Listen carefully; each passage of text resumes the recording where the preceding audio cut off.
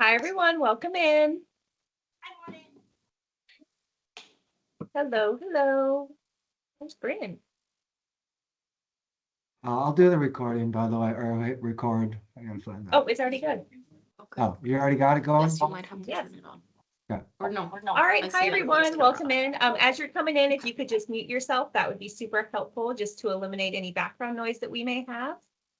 We're so excited to have you guys here with us tonight. So it's 7 o'clock. I know we still have some people logging in, but we'll get right to it since we have just an hour here with Rachel. As you may know, welcome to this session's tonight. It is our More Than Golf virtual series, Purpose Beyond Performance, a conversation with Rachel Heck. My name is Crystal Davis, and I'm the events manager here at the ANNIKA Foundation. Also joining me tonight is Rob Ono, our president and CEO, and Taylor Page, our communications and events coordinator. Before we get started, I have a few administrative items I'd like to cover. This session is being recorded. And we would love to have your cameras on if you would like to share your faces with us. But to avoid any interruptions, we ask that you mute yourself.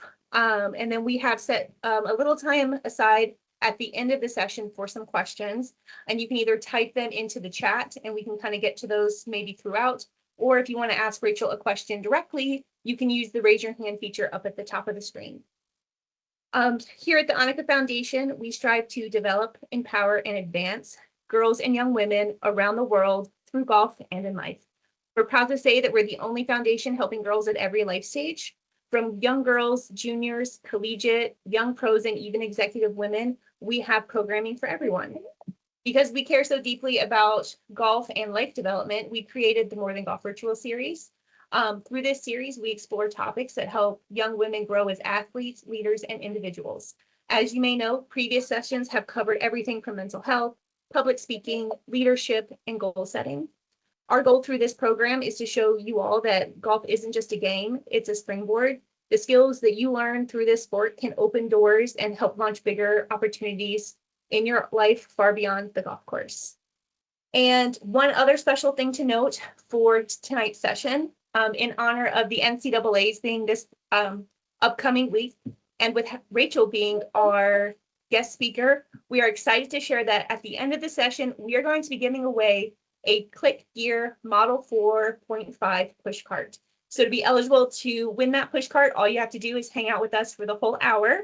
And we will pick a lucky winner at the end. I will email you directly to ask you to pick your color because it comes in a couple cool colors, as well as get your shipping address. So without further ado, I would like to pass it over to Rob Ono, our president and CEO.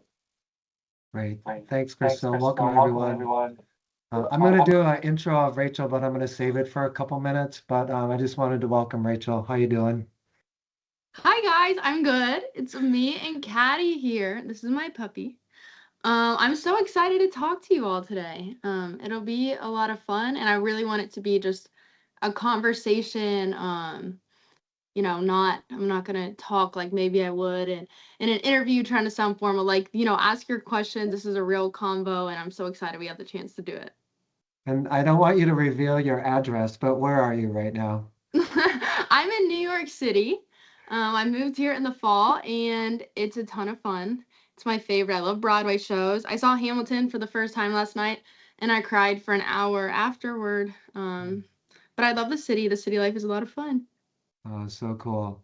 Hey, I'm going to also just ask you, your alma mater won regionals out on the West Coast very handily. Rachel, I think they were 41 under as a team, and the next closest team was 5 under, Oh something yeah, like it was that. insane. I'm so excited. It's crazy. I'm so excited to see them next week. But you were part of a team and you like to think you helped, and then you leave and you see like they didn't really need me. So they're doing just fine.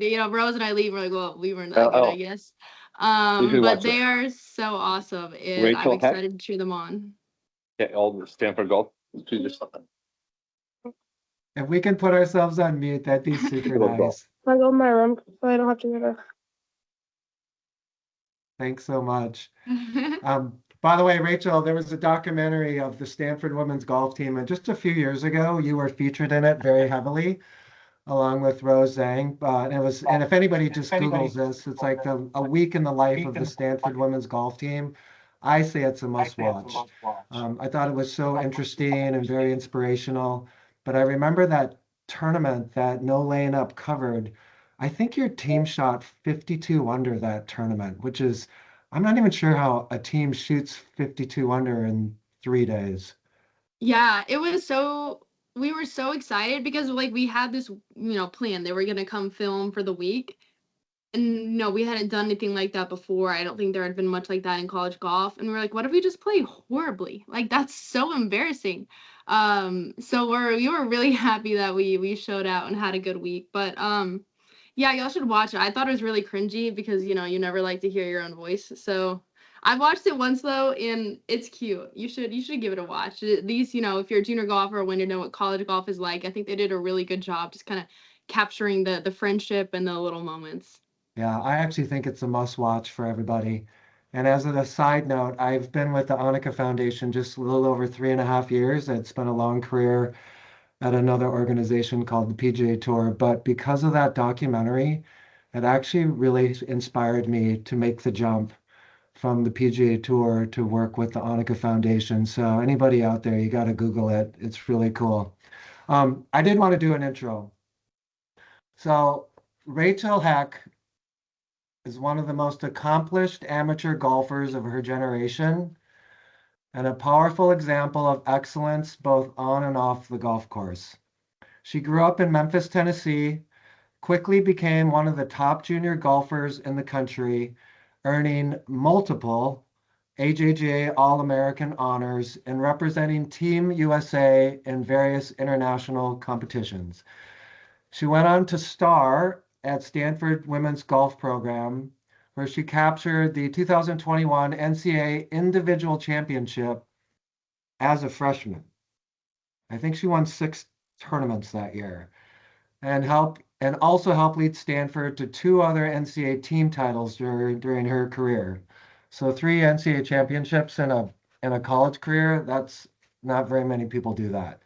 But what makes Rachel so special to us is that her story is bigger than golf, or what we say more than golf. While competing at the highest level, she balanced academics at Stanford, participated in the Air Force ROTC, overcame injuries and setbacks, and chose to pursue a life of leadership and service in addition to competing at the elite golf level. To golfers everywhere, Rachel shows us that success is not only about trophies and rankings, it's about character, resilience, teamwork, not letting golf define you as a person, and becoming the best version of yourself. So please welcome Rachel Heck. Thank you to you and ChatGPT for that intro. That was very nice. I told Rachel I did ChatGPT and it did a really nice job, and I barely had to do any edits, but it's so cool. I will preface that I think whenever someone talks to Rachel, they leave with a smile on their face, they leave in a better mood, and they leave inspired. And I don't know what you have about you, Rachel, but every time I've talked to you and you talk to others, you have that effect. So we just really appreciate you taking the time tonight to chat with us. Oh, thank you. I'm so excited. That's so So sweet. why don't we just start at the beginning really quick? But I think a lot of people would want to know, it's like, hey, how did someone like you get into golf? Yeah, so I have 2 sisters, and essentially my dad really wanted sons, and then he had 3 daughters, and he had no idea what to do with us. So he decided that he would bribe us to go play golf with him. And my mom was like, "You can't bribe 3 little girls to like golf." And he was like, "Watch me." And he did. Every day he would take us out. Like he'd get home from work, and he'd be like, "Who wants to go get ice cream?" And then we were like, yeah, of course. And then he's like, if you play golf, you get ice cream. So I would say that he like Pavloved us into it because for me, a while, golf just meant ice cream.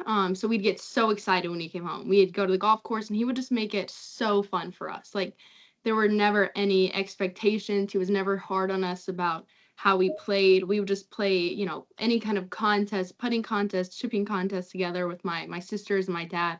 And he just made it really fun for us. So, slowly my love for ice cream really became a real love for golf. And when he got us into it, he didn't, even a picture college golf, potentially professional golf, any of that. It was just about family bonding. What's something we can do as a family, and what's something that's going to give them the life skills to set them up for whatever future they decide. Wow. Were you pretty good when did you pick it up pretty quickly, I guess I should ask?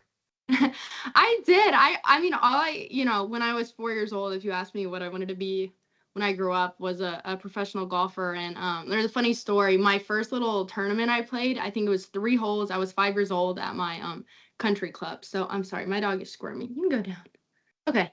At my country club, 3 holes, and I started bawling on the third hole because I thought they were skipping my turn. So like they would hit it, we were 5 years old.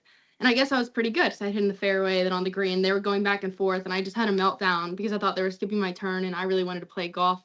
So I think that's when my parents realized, like, okay, she's got a little something, maybe a little natural talent. But I really just loved it, and I feel like when you love something, you become great at it because you put in the time. Wow. Did you play other sports, or was golf kind of the main thing? I did, yeah. I played soccer up until really like time for college recruiting. And it came time to make a choice. My parents wanted us to play one team sport and one individual sport. So I traveled a ton for soccer, and I was about to start Olympic development training for soccer. But then I was like, I want to kind of choose a path. And golf was always, my favorite thing. And I knew I was going to end up choosing golf, but I did make that decision right, like middle school before college recruiting. Was there anything from a team sport that you feel like really benefited you that helped you, on your pursuit of golf, out of curiosity? Yeah, I think a couple things from soccer as a whole. One of them, yeah, I just loved playing with the team. That was always my I don't know, one of my favorite parts of it, and something that I wish golf had more of. But college golf, I think I was so excited for that for a long time because I just love the aspect of having a team, and golf is so individual. And I think in a way that can be like maybe a little bit lonely at times, but I think that really pushed me when I did just purely focus on golf to like really take advantage of all the friends, because you can see it as like I'm by myself out here. It's just me. I'm gonna play, then I'm gonna go home. Or like, I'm a talker. Like if you don't like to talk on the golf course, you probably shouldn't play with me because I will talk your ear off. That's how I've met all my best friends to this day. So I figured like I took that perspective from soccer. Like I want to be with friends, so I'm gonna make friends. And after the round, no matter how I played, we're probably gonna go play ping pong or go to the pool or watch a movie and just have fun. And then my soccer coach, I still keep in touch with him. He was amazing. He was a U.S. team player, Ross Polly. But I feel like really taught me to whatever I do to really like work my butt off. Like he was very, very hard on us. But he taught us to work our butts off, and that's all you can do. And then once you've done that, there's nothing else. How, whatever the outcome is, if you put in the work, then you have to control what you can control. So cool. So cool that you're still staying in touch with one of your old coaches. That's really neat. Yeah. Hey, just a couple more questions on junior golf before we move on. Just out of curiosity, like what made you so good as a junior golfer? Like, did you just hit it way farther than everybody? Were you this amazing putter? Like, what was it? Because you won a lot as a junior golfer. I honestly think I just loved it so much that in every spare minute I was practicing golf. Like, as soon as I got home from school, my parents would take me to the golf course, which was, looking back, I'm super grateful for them because they're the ones who really provided me the opportunities to be able to go play golf. But, all I wanted to do was play golf all day on the weekend. I would joke with my friends. They like always had a joke that we couldn't see each other during daylight hours because like, oh, it's daylight hours. So Rachel's at the golf course. And I just love that. Like no one was making me go play golf. My parents, taught me to work hard. But I would stay out there with my dad and my sisters until way after dark with our phone flashlights to finish up a putting game. So I think, the love of it led me to put in a ton of hours, and I had fun at tournaments. Like I was with my best friend, so I like really truly look forward to all these AJGA tournaments. And I was always really sad when they were over because it was just so fun for me. And when did you have pro aspirations? Roughly at what point in your golf career? always. Like, I don't remember a time where I didn't. Like, I remember when I'd be like really young, you know, when I was 4 or 5, I said I wanted to be a golfer, but then, 6 or 7 is when I, started actually remembering things in my life. But I would tell people that I wanted to be a professional golfer. They would just laugh at me, like, older people and parents thought it was like really cute and really funny, but I was just dead serious about it. I was like, I'll be the best golfer in the world, like, period. It was just like a no-brainer. I never thought anything different. So neat. Hey, there were some questions submitted in advance, and we're not going to get to all of them, but there was a couple I just wanted to ask you, kind of in your junior golf space here. I'm assuming you got nervous at some point when you played. I don't know if that's true or not, but Oh yeah. some people wanted to ask how you overcame nerves during tournaments, like practice sessions and before the tournament, people may be fine, but like once the tournament starts or tournament day, sometimes nerves kick in, and they were curious how you dealt with that. Yeah, that's a really great question because I absolutely dealt with nerves. Everyone deals with nerves. That's a natural part of it. And I remember, probably the most nerves I felt, well, the first time I really felt these nerves, my freshman year when I was leading, going to the last day of NCAAs. And I definitely felt nerves before, but that felt like next level. Like I felt the expectation that I was supposed to win. I just won Pac-12s and regionals. So, people were saying I was the favorite, which I always think is crazy in golf. Like there's never a favorite in golf. It's golf. You lose way more than you win. And then I'm in this position where I'm leading by a few, and I think it's really hard to lead a tournament. And so I was just like freaking out. I couldn't sleep. Like I was just up the whole night, and Coach Walker, the Stanford coach of all people, talked to Tiger Woods, which was helpful. If there's someone who knows how to deal with pressure, it's him.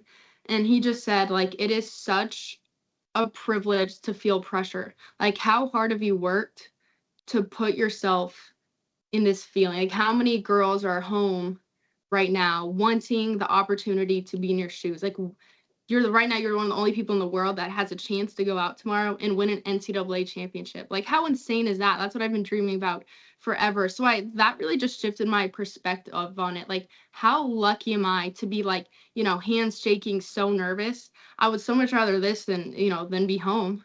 This is what I've worked for. So I'm gonna embrace the nerves. I'm gonna enjoy it and just have fun. But I mean, it's hard. And like, I feel like some people can, just start winning and either, but there's ups and downs. There's roller coasters always. So like, then you start playing well. And then after that, like, then I felt way more pressure and succumbed to nerves more because I just thought like, oh, I'm at the top. I can only go down from here. Then I get really nervous.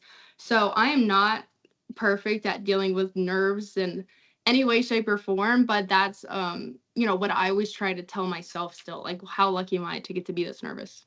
Amazing, amazing advice. That's so cool to hear from you, from someone like you. And then you mentioned about expectations. How did you balance kind of expectations from yourself? You were winning a lot. I know your parents probably didn't put pressure on you, but you want to do well for your parents. You have your parents, you have college coaches trying to recruit you, just other people. They just, there was probably a lot of expectations. Maybe you felt. How did you try to just balance and manage all that? Yeah, like you're talking about junior golf still, right? Kind of like Yeah, college yeah. recruiting. Yeah.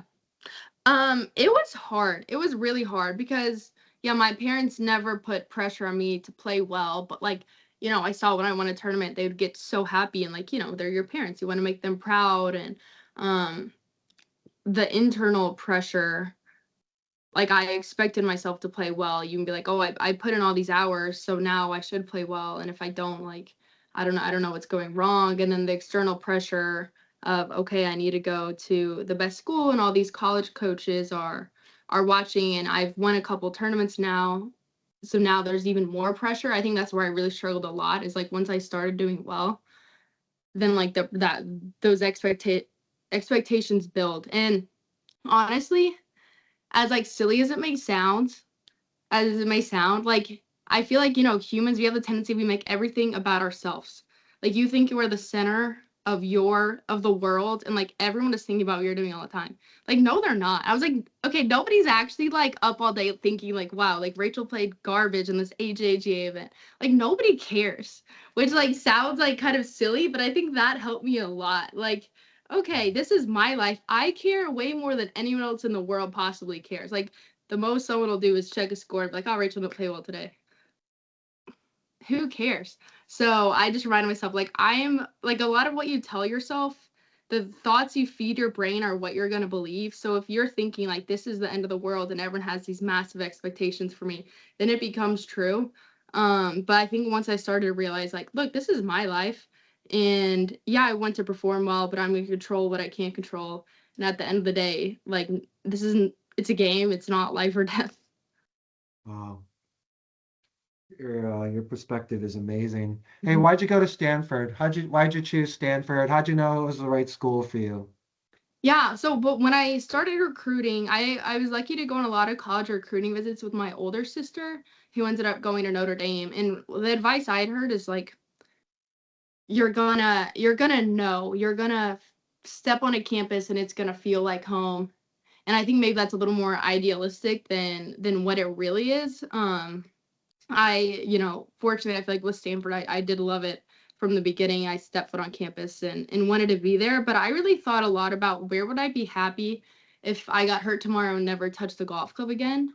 Because I think that's what a lot of people that I've talked to, not even in golf, in different sports, have kind of struggled with. Or like, oh, I got into this one school, like this is the only team I could play for, but they hate the school and like they don't love the coaches. And so you have to just think about, life as a whole, and you as a whole. You're just, student athlete, like there's student in there, you want to like the culture of the school, the location, the people, the coaches, what do you want to study? Do they have a good program for that? Like there's so much more that goes into golf. So I really encourage people, just when looking at schools, to think about where would you be happy if you weren't playing golf.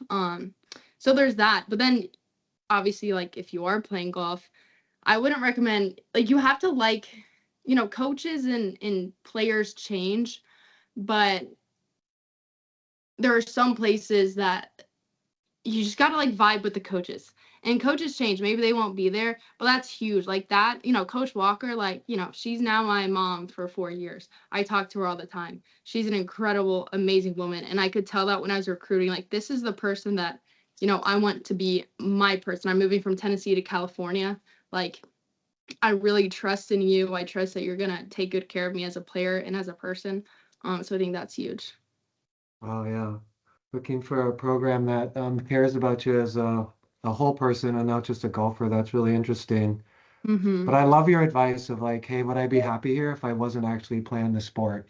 That's actually a Mm-hmm. really good way to think about it for junior golfers as they look. So you won 6 times as a freshman. You won the NCAA individual title.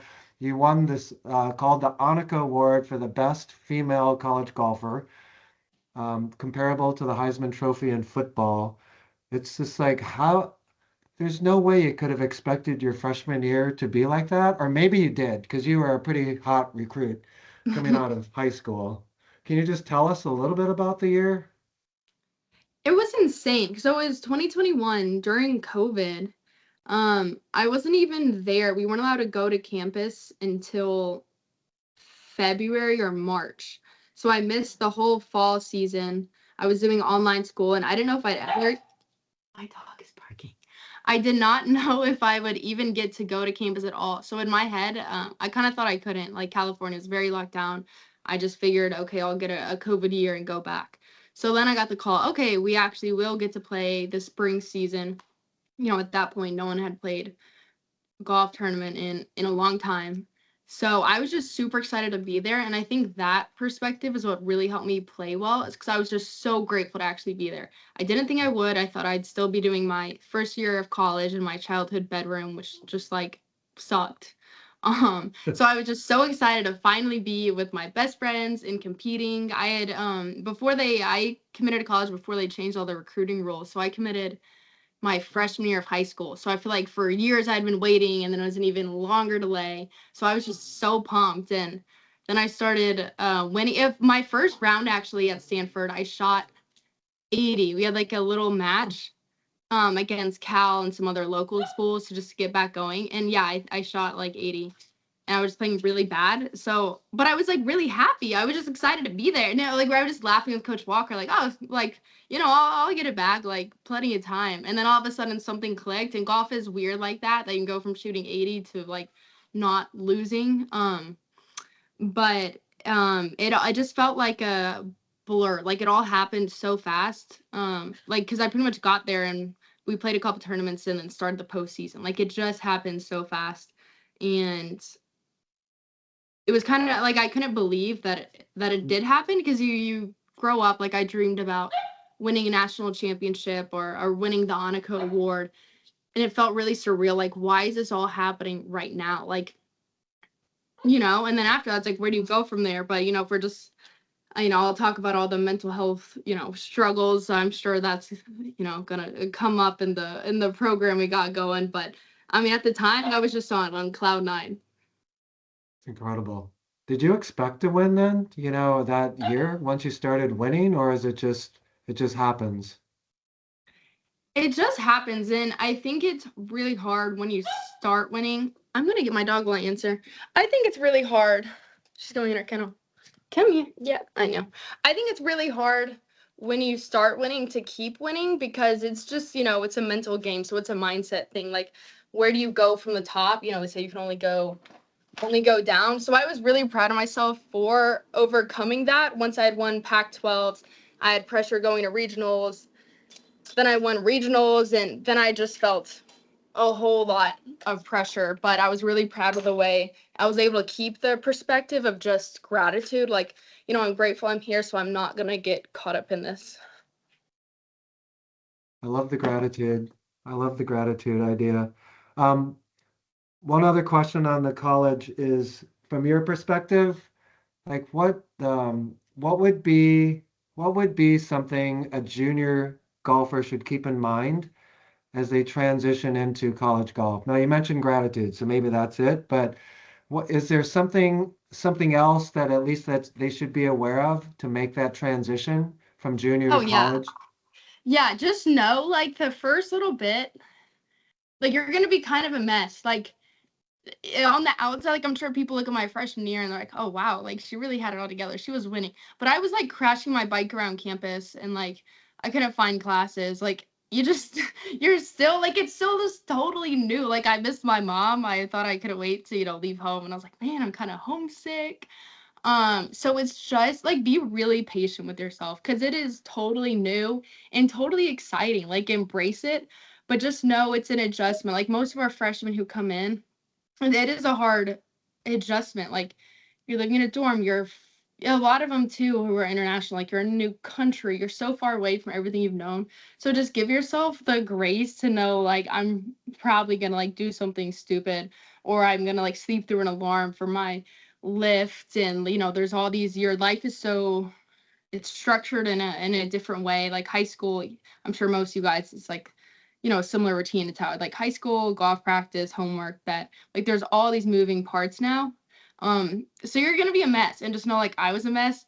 Rosang, she was such a mess. Oh my God, God love her. She was a mess. So just give yourself grace and enjoy and laugh at yourself and know like you're gonna get settled into a rhythm. Cause I see some girls just get overwhelmed like, oh, I can't do this. Like I didn't know college and college athletics was gonna be like this. This is too much. And then every single person settles into it and ends up loving it. So just give yourself that grace. Okay, but you weren't the common student athlete. I mean, you were balancing athletics, you had academics. I know you had some kind of social life, but then you had ROTC. Can you just tell people, just give people a frame of reference, kind of what your schedule was? And I know it might vary a little bit, but just so Yeah. people have an understanding.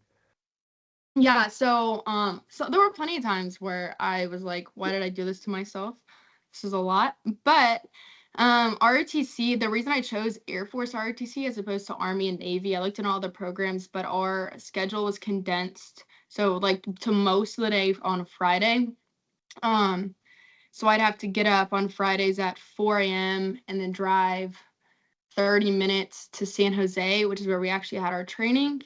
And then I'd be there until, that was like physical training, lab, if you picture the like getting yelled at or yelling at people when you're older cadet. As you can see, I wasn't very good at yelling at people. I felt really bad. But and then class for 3 hours for ROTC.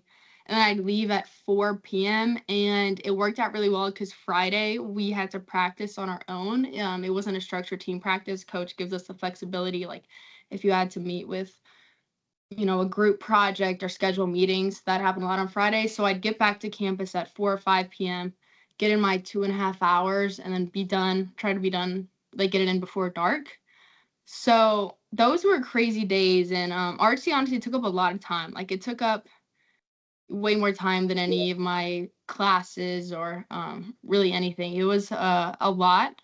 But I was grateful I could just kind of condense it to Friday and just have a lot of coffee and push through. But it was fun. I think, the common thing that I've talked a lot about is like when you love what you're doing, it makes it a lot easier. I loved ROTC. I thought it was so cool. I thought it was really fun to just push myself and be totally outside my comfort zone. Like I just thought the military sounded really interesting and I wanted to try it. So I'm proud of myself for trying it, and then I just loved it. So if you love what you're doing, it becomes easier. But there were plenty of times where I had a really late night or early morning and thought this is interesting decisions I made. It sounds very busy and somewhat stressful. How do you think your military life or that part of your experience in college, how do you think that helped you on the golf side? I think in a few ways.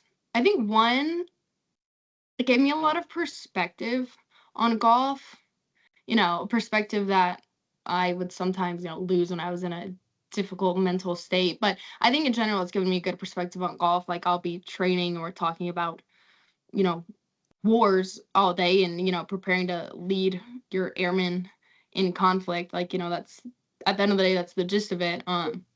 So going from that, and then you're getting yelled at a lot. I had to do like a few weeks in Alabama in the summer in 125 degrees, without your phone, getting letters. And that was kind of the worst. So after that, you go on a golf course, you're like, oh, this is really nice. Like no one's yelling at me. It's a game. No one's gonna die. It's really chill. So I think the perspective was good. And two, a lot of the discipline. And I think my experience growing up playing golf helped with the Air Force. And I think the discipline I learned in the Air Force helped with golf. Like you're gonna work hard, you're gonna do what needs to get done. So I think they were actually really helpful. And I remember when I was asking Coach Walker my senior year of high school, I asked to call her and I was like, I have a really random question that I'm sure you've not heard before. And if you say no, then I'll never ask you again. Like I committed to play for you. You're the one giving me a scholarship. Like this is my first, golf is my top priority, but I think this sounds interesting and I really want to try it. And she was like, absolutely, go for it. We'll see what happens. We'll work with the schedule. But if it's something that's important to you, then I want you to do it. So I think she was really helpful. And I think that taught me, I don't know, that really helped my perspective, was that I didn't feel like golf was ever taking away from anything else that I wanted to do. Like she really cared about us as people. So she knew, like, and she could see that it made me better on the course because I'm getting to do something that I'm really interested in. All my eggs are not in one basket with golf, and I'm learning great lessons. So it was really kind of a win-win.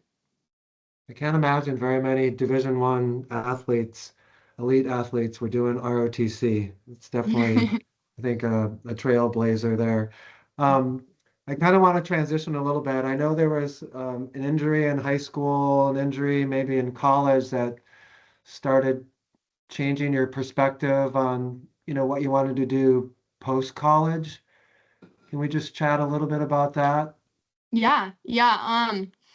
So in high school, still fully like I will be the best golfer in the world. I'm going to be on tour until I die, like all of that. And then I had a back injury, which really wasn't even like that bad. I had like a bulging disc in my back, so I had to get injections and I was out for a few months. And, I'm sure as a lot of you guys know, like you just get injured. You're an athlete, you're probably going to get injured at some point in your career, and it's not the end of the world.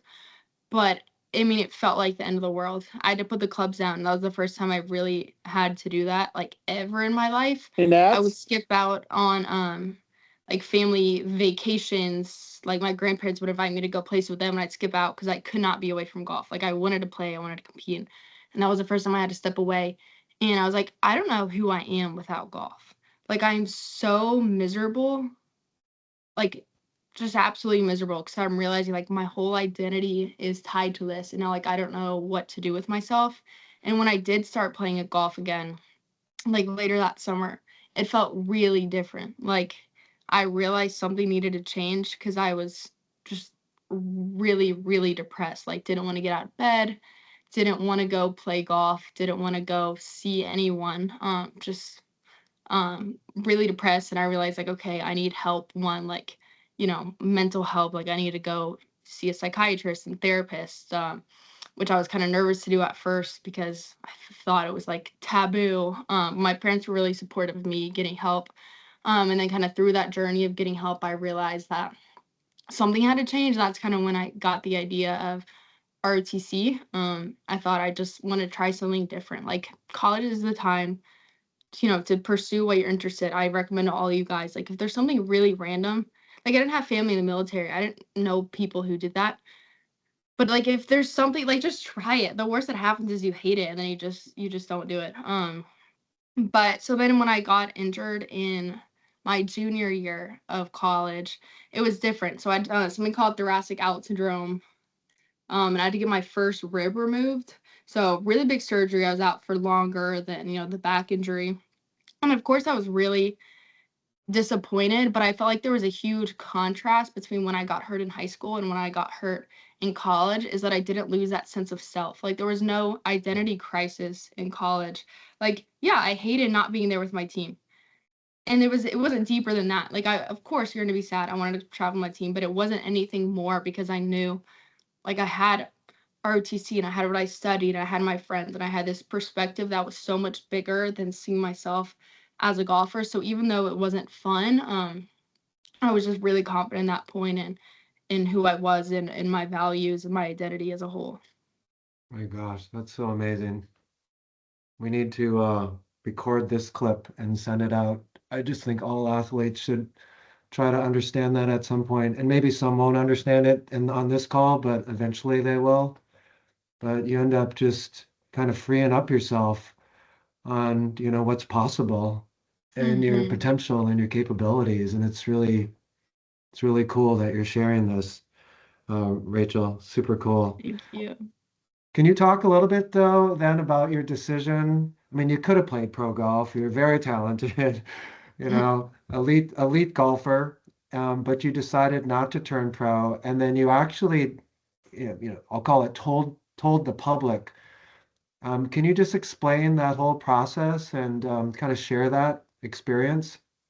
Yeah. It was so difficult to make that decision because, like I was saying before, when I was 3 years old, I was saying I wanted to be a professional golfer. That's all I'd ever wanted to be. That was the path forward. And not that being a professional golfer is easy in any way, shape, or form, but that felt like the easy decision, like the easy path to choose because that was the path I was on.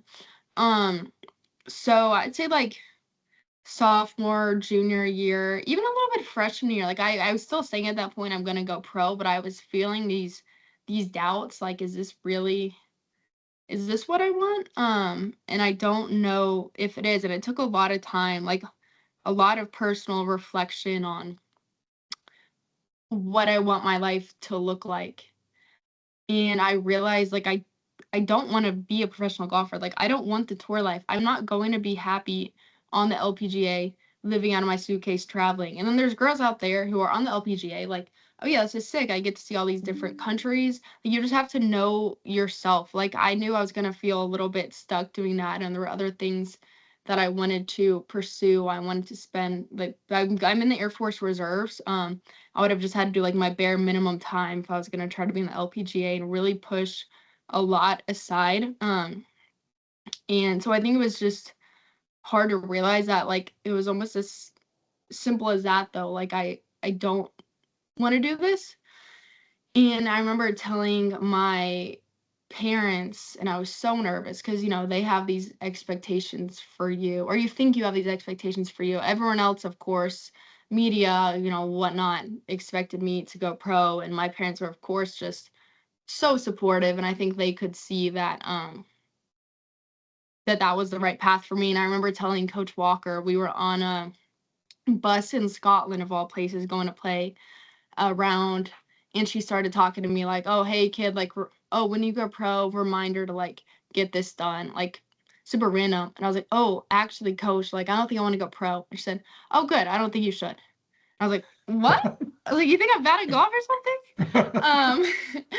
But I was so surprised, and I was like, yeah, what? And she was like, I don't think you'll be happy on tour. Like, I know you super well.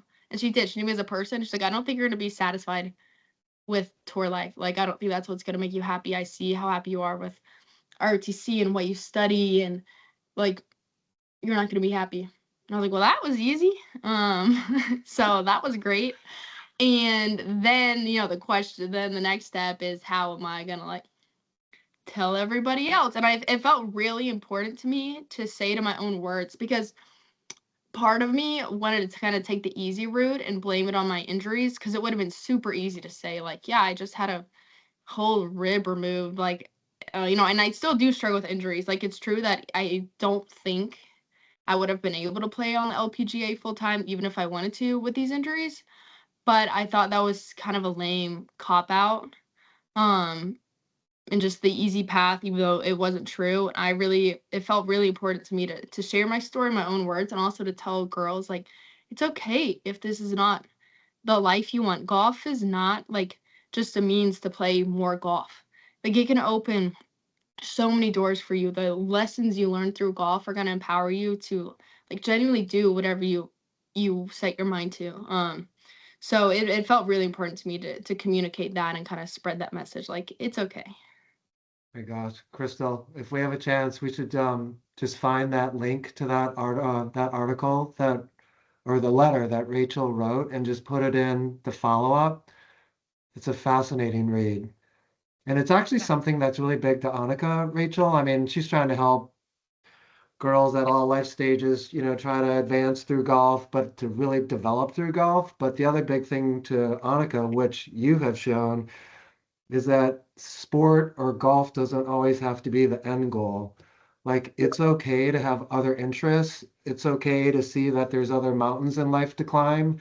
And we want everybody to pursue their dreams. But I don't know. I know Annika's talked a lot about you and just what an inspiration you are, not just for your golf, but just for your full being. And just as an example of just, hey, it's okay to have all these other interests in life and, you know, be good at something else also. So it's really, it's fascinating. It's really Thank fascinating you. talking to you. So you wrote that letter, I think if I remember right, it was like April of your senior year, or that's when it got published, or March or Yes, something. yes, Because then I think you went to ANWA and played, but then I you were did. still doing like conference championship, regionals, and then NCAAs. And if I remember right, I thought your team won the NCAA championship. Didn't they? Like 6 weeks later? Can you just talk about Hmm. just, you know, that 6 weeks in the playoffs and or ANWA playoffs, just because you had made this kind of big decision and revealed it to the public. Yeah, I think those 6 weeks. Yeah, so I wrote it. I don't even know when I wrote it. You'll see like it's maybe a little over a page. I think it was like 10 pages when I wrote it, crying like months before. I mean, I just had so many thoughts. I'll write a book one day. I had so many thoughts. But I know I condensed it, I published it, and I had no idea what the reaction would be. And yeah, I was super grateful that everyone was like, I mean, just so beyond supportive of it. And it felt so good to get that weight off my chest, because then, you know, your senior year of college, everyone's asking you, like, okay, next steps, what's your first pro event?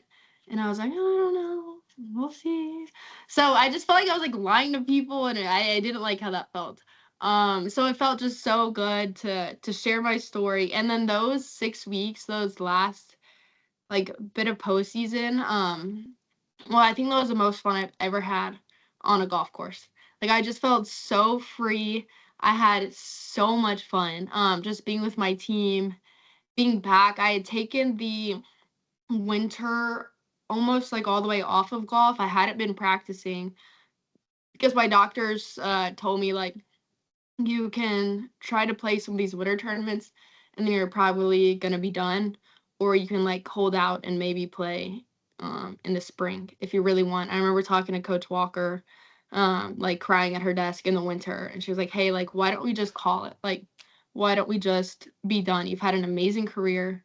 It's hard to see you in pain every day. Like I'm just doing physical therapy nonstop to try to be able to play. Like let's just be done. And I was like, I can't. Like, nope, I'm about to be done so soon. I cannot possibly step away. And so I was so grateful, one, that she put the trust in me to put me in the lineup after I hadn't been playing. So that really, really meant a lot. And then we just had a ton of fun. I ended up, like we won Pac-12s. We won regionals, and then I won regionals as an individual, which was crazy. I shot like 7 under, and I remember walking with Coach Walker on 18, and I was winning by like 5 or 6 at that point. And she was like, okay, if you screw this up, this is on you. But we were walking down the fairway and we were both just crying, and she was hugging me. She's like, I didn't think we'd ever get to make one of these walks again. So, because, you know, we had been through it all together. And so it just felt unreal. And then to go to nationals and have like the moment that I dreamed about forever. Like, you know, you think about playing US Opens and all these things, but like the moment I thought about was like, I'm gonna win the last match of NCAAs. I'm gonna run into the arms of my teammates.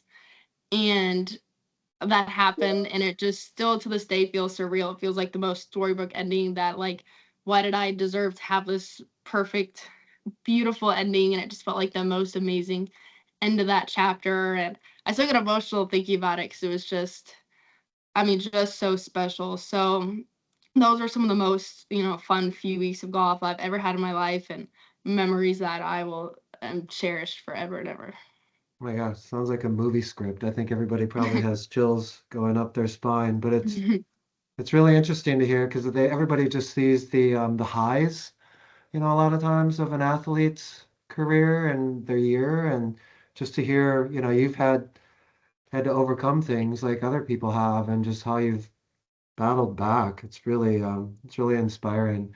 Hey, I probably want to let have a few minutes just to have people ask some questions if they have, or Crystal, but I did want to talk about one last thing. So you won the ANNIKA Award, Best Female Collegiate Golfer of the Year as a freshman in college, which is not common. And then you got a call from ANNIKA last year because the ANNIKA Foundation wanted to help athletes understand, not you, but just other athletes understand that it's okay to have other mountains to climb in life. So the ANNIKA Foundation had implemented this new award, and Rachel was the first recipient. It was called the ANNIKA Inspiration Award, and it was to showcase an ANNIKA alum who's doing something great post-competitive golf.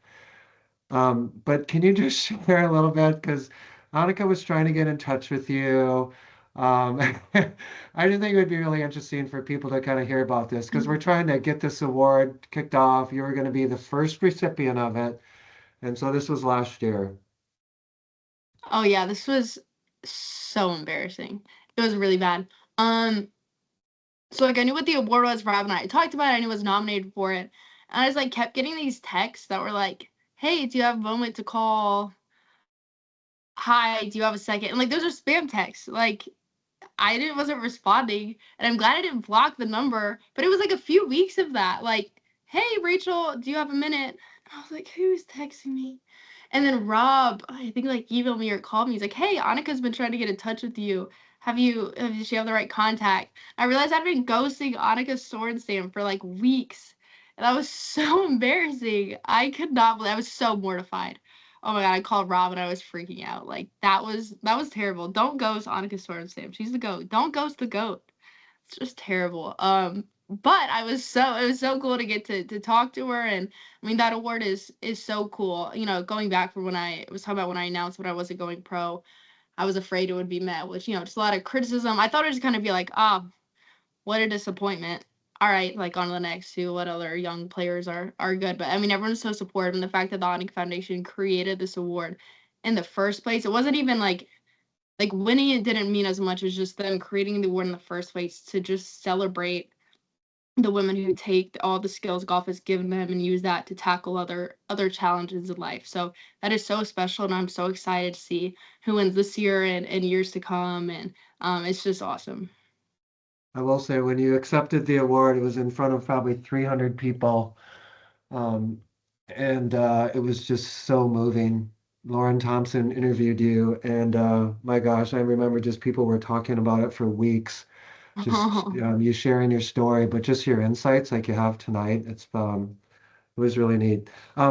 Just so people know, what are you doing these days? So I'm in the Air Force Reserves. I go back and forth. I'll go to different bases for a few weeks. I've done a lot of time out of the first Special Operations Wing in Florida, which I really love. It's been a lot of fun. I'm about to go to a new base, Scott Air Force Base, in Illinois, which isn't as fun as Florida, but I'm sure it will be cool. And then I'm also doing a lot of art. I have an art website, caddycornerart.com. Check it out. But it's been a lot of fun. I was, when I stopped playing golf, I thought about what are all the things that I've kind of had to put on the back burner because of golf. And art was definitely one of them. I've always absolutely loved painting, been a huge passion of mine, but it's just hard when you're a college athlete doing ROTC. So I've tried to think of the things I've put on the back burner and really let myself lean into them and, push myself. And, maybe it sounds like, oh, I'm a painter now, but I feel like in a way, like golf, like when we talk about the skills that golf gave me to go do other things, like, I don't know, I feel like I had the confidence to be like, okay, I'm going to form an LLC and I don't know what I'm doing. I don't know how to run a little business, but I'm going to do it anyway. Because why not? Because I think it'll be a ton of fun, and it's been a blast so far. But yeah, that and Air Force pretty much. Crystal, we got to send out the link. She's very humble.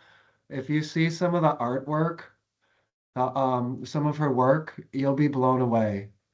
So we should just definitely include that. Yeah, it's really amazing. Hey, Crystal, are there a couple questions we want to address, or we've been trying to tackle them as we go here? You've been doing great. We did have a question come in through the chat from Esther. Do you miss the rush and the nerves of competing on a national stage? Yes, that's a great question. I really do actually. I don't wish I'd gone pro all the time. People are like, oh, do you regret it? No, not at all. I don't want to go pro, but I'm still a competitor. I love competing. I kind of have the same feeling that I had when I was a junior golfer, where I thought it was so fun.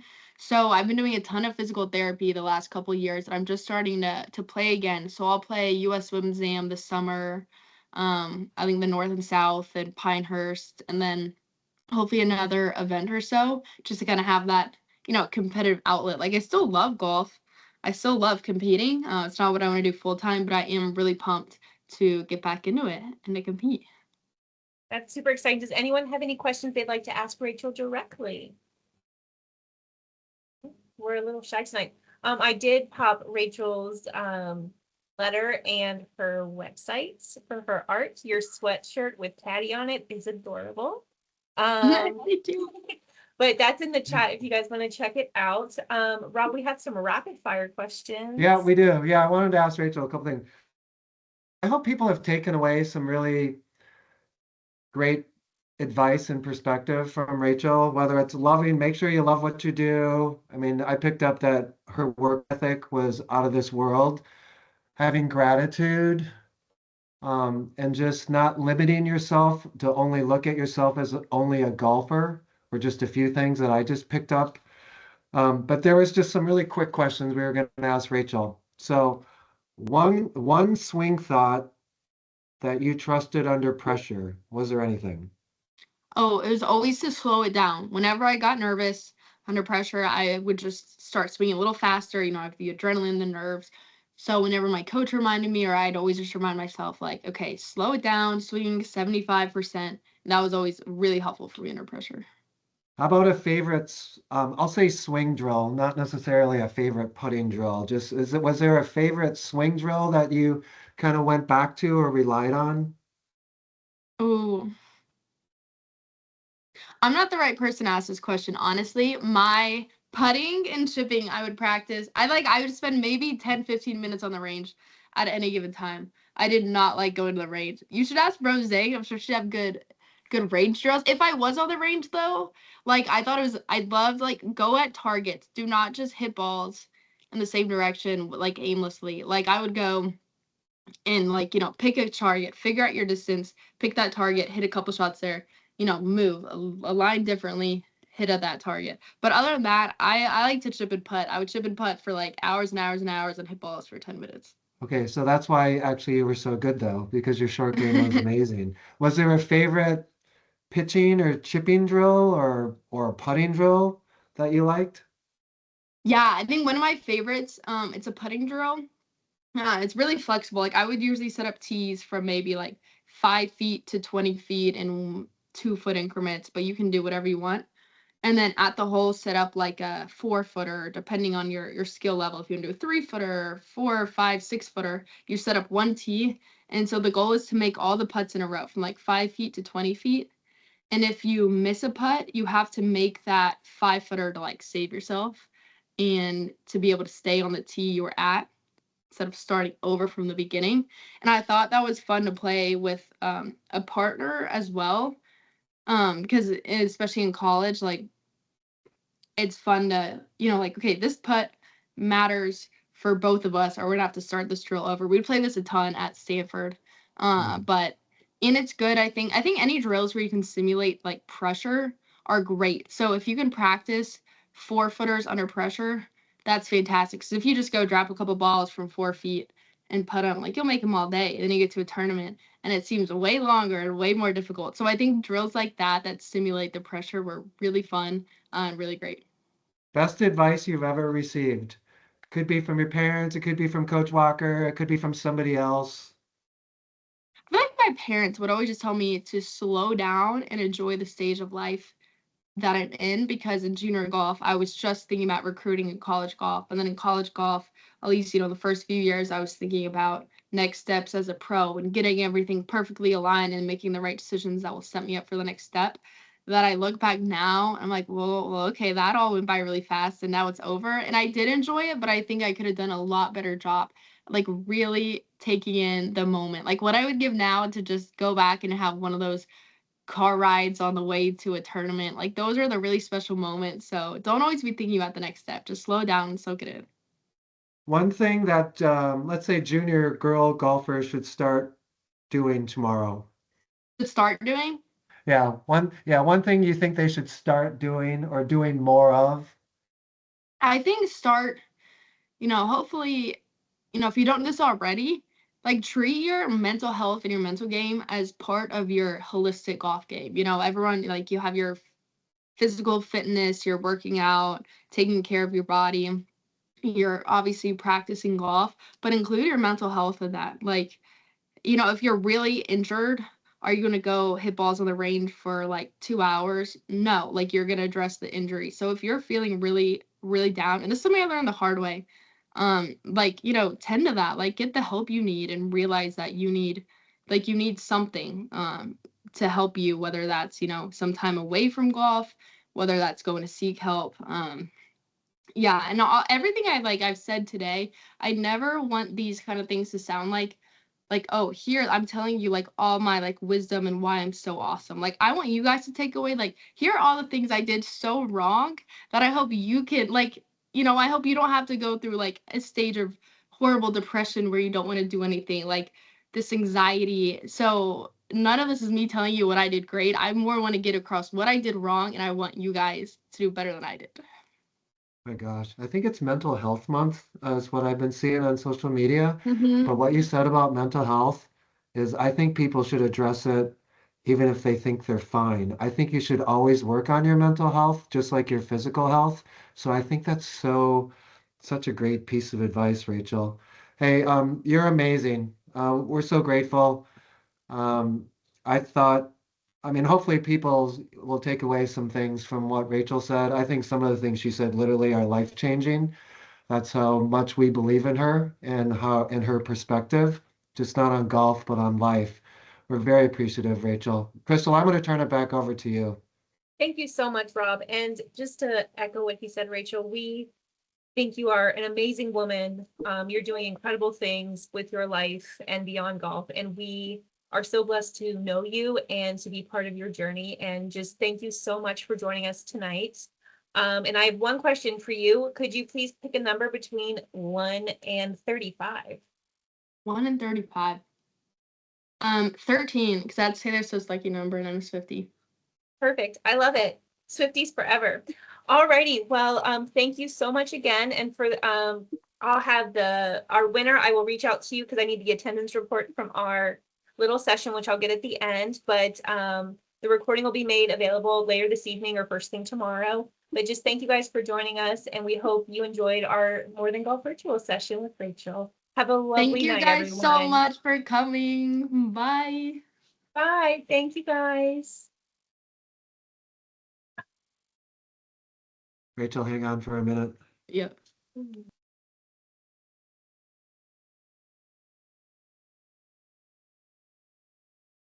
Bye, everyone. Thank you for joining us.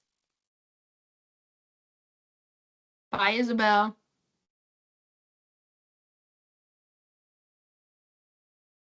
I'm playing golf with the little girl, little Isabel, tomorrow. Really? She's so cute. Yes, they live in New York, and they're the best. New York, and they're the best. Bye. Bye.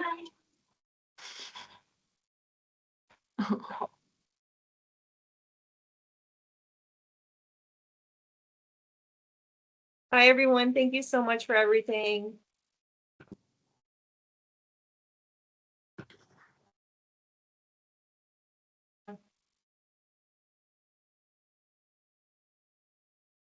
Thanks, Rachel. You're the best.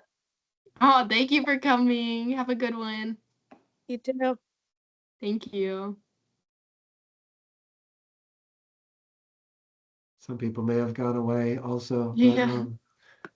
Rachel, that was amazing. So thank you for sharing, and thank you for being just so transparent. It's like amazing just how you can talk about everything, the ups and the downs. Thank you. That was a lot of fun. Thank you for thinking of me to do this, and yeah, it was a good time. It went by quickly. How old are you? 19, 21. They don't ID me anymore. Okay. I was like, I don't look a day over 21. What are you talking about? I think that's crazy. I'm 24, but I'm so offended now that they don't ID me. 24. You just have so much wisdom, Rachel. It just radiates out of you. Oh yeah, exactly. They could just sense it. They can just feel it. They feel the Yeah, vibe. they They're know. Like, that girl, she's wise. So we don't Exactly. even So need to she can question have that. a beer because she's wise. Yeah. Hey, one question before you leave. How do you decide what to work on your on your art? Like how do you figure out like, hey, what's another project I want Oh, to do? that's such a good question. Usually just all vibes. I like go when I'm going through Instagram, I save things in an art folder that like give me some kind of inspiration. So sometimes I'll be like, okay, I have 20 ideas of things I want to do. And then some days I like get up and like, well, like what do I paint now? And I'll text my like sister and be like, what should I paint today? But you just vibes. I love your rainy day series. Because like Thank you. Like I used to do that as a kid. Like you're just bored sitting and watching like all the rain and the condensation, and you just draw little doodles. Like those are so Oh cute. my gosh, thank you. Those are so fun to do. But yeah, that's where that inspo came from. Yeah, I would just doodle on whatever I could. So thank you. Hey, we'll let you go. We'll get a chance to see you next week too. But honestly, we're so grateful. Like what you've shared tonight, Rachel, like it's invaluable. So just I know you've changed some lives tonight. And we're just really appreciative of just you and your